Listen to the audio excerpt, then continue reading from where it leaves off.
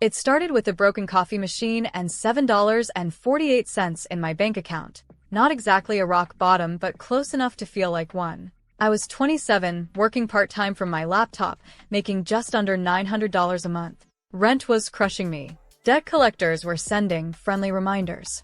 I couldn't even afford a haircut, let alone an emergency. But here's the strange part. 2 years later, I had $25,000 saved. No magic. No lottery win.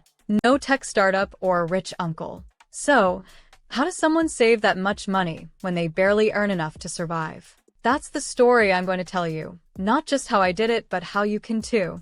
This isn't about skipping lattes or extreme couponing. It's about rethinking how we live, what we value, and how to break free from a system that wants us broke. It all started the day I stopped playing by the rules. I used to live in a noisy apartment just outside Chicago. My rent was $1,150, but my monthly income was only $873. Do the math, that's not sustainable. After losing my full-time job during the pandemic, I picked up a part-time remote support job. It paid just enough to eat, barely enough to live, and definitely not enough to save. I remember heating up rice and frozen peas for dinner 5 nights a week. No car, no new clothes, just trying to survive. But the worst part wasn't the money. It was the mental weight, waking up every day already behind. Constant stress, fear of getting sick because I didn't have insurance, feeling like I was working hard but falling further behind. I started asking questions most people don't. Like, what if the way we live in big cities is the real problem? What if saving isn't about earning more, but needing less? That moment, sitting in my tiny kitchen with cold coffee and rent due, was my turning point. Not because I had a plan, but because I knew I couldn't keep living like that. Something had to change, and it did. After that breaking point, I stopped asking, how can I make more money? And started asking, how can I live better with what I already have? That one question changed everything. I realized I didn't have an income problem. I had a lifestyle problem. I was trying to live like someone who made $4,000/month while earning less than $900. That pressure was breaking me. So I flipped the script. I created a new rule for myself. Save first, spend what's left. Not the other way around. Even when I made only $873, I forced myself to save 20 to 30% of it. I treated saving like rent, non-negotiable. I also stopped tracking every penny and built an anti-budget. Instead of making categories for food, transport, etc., I focused on one number: savings. If I hit that target, I didn't stress about the rest. More importantly, I stopped trying to look successful and started designing a life that felt good, quiet, simple, and free from comparison. Saving money wasn't just about discipline. It was about freedom. I just needed to change the way I saw money, not as something to spend, but something to protect. Before we get into the money-saving hacks that helped me go from broke to $25,000, I'd really recommend subscribing to this channel. If you're trying to spend less, save more, and finally take control of your money, this is the community for you. Hit that subscribe button so you don't miss the next video. Genius lifestyle hacks that changed everything. Saving money on a small income wasn't just about cutting back, it was about living smarter. Here are the unusual choices I made that completely changed my life and helped me save $25,000 while earning less than $900 per month. 1. I left the US. Most people try to cut back on coffee or cancel Netflix. I did something bigger. I moved out of the country. Through Facebook groups, I found a safe and quiet town in Bulgaria. My rent dropped from over $1,000 per month in Chicago to just $210 per month in Europe, including Wi-Fi and utilities. The food was cheaper, healthcare was better, and life felt calmer. This move alone cut my living costs by more than half. 2. I traded skills for housing. I couldn't always afford Airbnb prices. So I offered digital help to small guesthouse owners, social media content, English translations, cleaning help, in exchange for free or discounted rent. It wasn't a job, just creative bartering. Some months, I paid $0 for housing. 3. I made spending inconvenient. I didn't trust myself with money, so I removed temptation. I kept my savings in an account with no debit card. I deleted shopping apps. I unfollowed every brand on Instagram. I made spending harder and saving automatic. 4. The 10x value rule. Before buying anything, I asked myself, will this give me 10x the value I paid for it? If the answer wasn't a clear yes, I skipped it. These hacks weren't just about saving money. They were about designing a life where I didn't need much to feel rich. I didn't get rich from side hustles. I didn't start a YouTube channel or flip couches.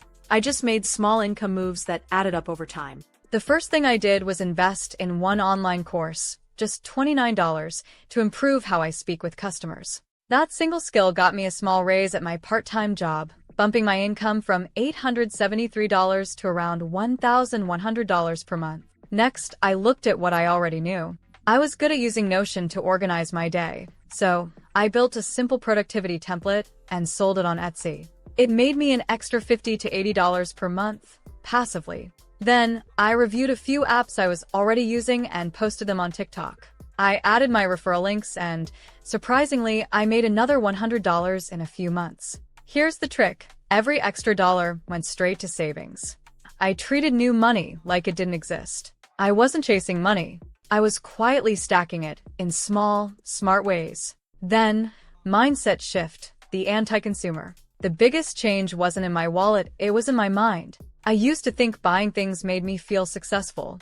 New phone? Confidence boost. Trendy clothes? Instant mood lift. But those feelings never lasted, and the costs did. So I stopped chasing the look of success and started chasing peace. I became what I call an anti-consumer.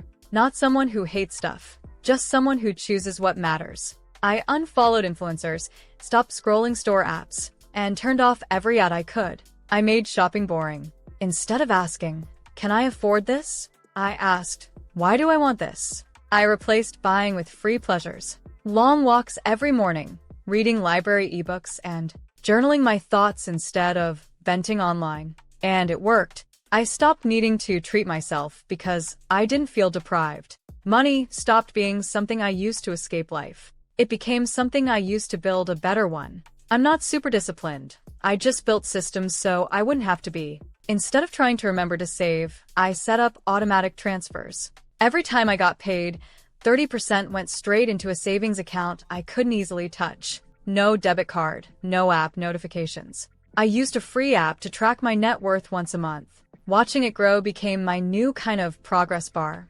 I also made spending harder on purpose. My phone had time limits for social media and shopping apps. I deleted my credit card from all websites.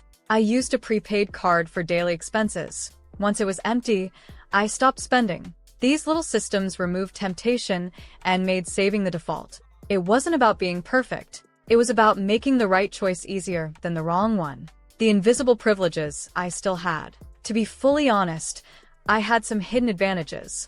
I didn't have student loans. I had no kids to care for. I owned a basic laptop and had reliable Wi-Fi. That doesn't mean it was easy, but it does mean I had fewer barriers than others. Not everyone can pack up and leave the country.